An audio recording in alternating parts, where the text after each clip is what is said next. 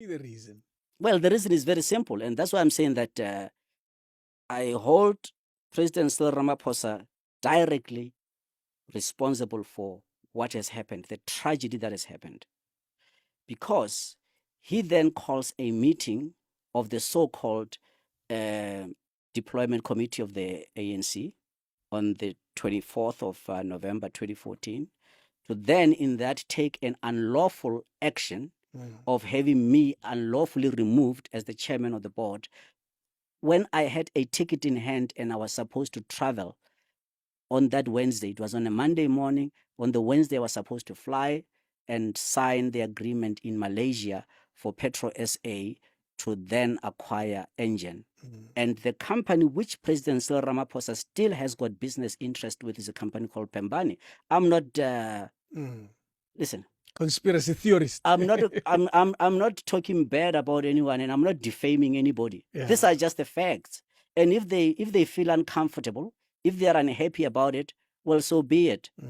I am not interested to whether they get offended by when I'm stating the facts. They know what they have done is very wrong for this country. There's not a single one of them. And more so, what was more egregious was the fact that Pembani, in March 2014, had signed an irrevocable undertaking to sell its 20% shareholding in Engine on the same terms as Petrol SA was to buy Engine from Petronas. That is something that should have happened. It should have gone through.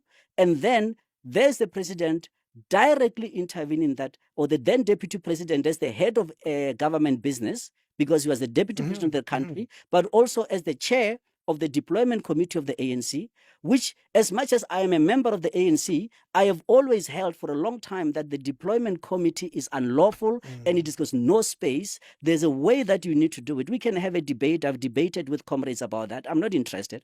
Because then what happened is that my unlawful removal, of course, I went to court.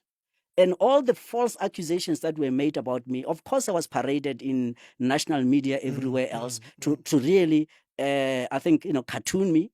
But those that were doing so some of them were doing it because they were paid, and I've got evidence to that effect. But others were just doing it because, well, khatwing, watsamaya ka mo go fe. Yes. And when you look back now, this is what happened. Failure then for us to do that deal.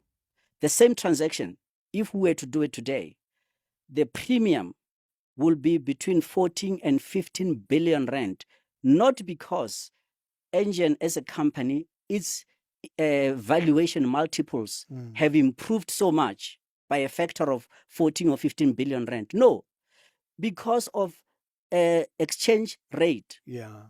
Because energy assets are valued in dollars. It doesn't matter whatever you come to, you'll still have to use a dollar as your base valuation.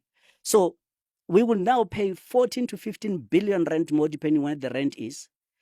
Had President Cyril Ramaphosa, the then deputy president, not taken that unlawful action to remove me when he knew full well that I was actually on the verge of signing that agreement, this country would have been better off. Yeah. And he has never once, because I'm not gossiping about him. Well, we are in media, but I'm not gossiping. But I told him at the Union Building in 2015. And I told him that. So he knows the truth. Yeah. He knows I'm not, defaming him or anything like that. But he himself, he's going to have to face his own demons. He himself is going to have to come to say that history is the fairest judge of all. And a good conscience is the only sure reward.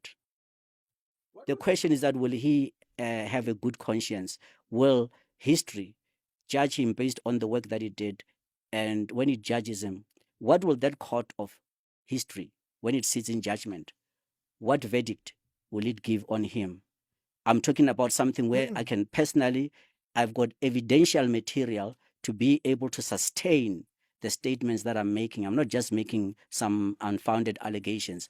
But so as a country now, of course, I told them at the time that Petrol SA, there was no way it was going to continue to operate. It's now near bankrupt. It can't even have, in fact, they are killing the plant. It's a deliberate act now. It is a deliberate act. Yeah. And I think what is going to happen is that I know that the politicians, the grubby, greedy, comprador politicians are now trying to bring Petrol SA into the ground so that the pay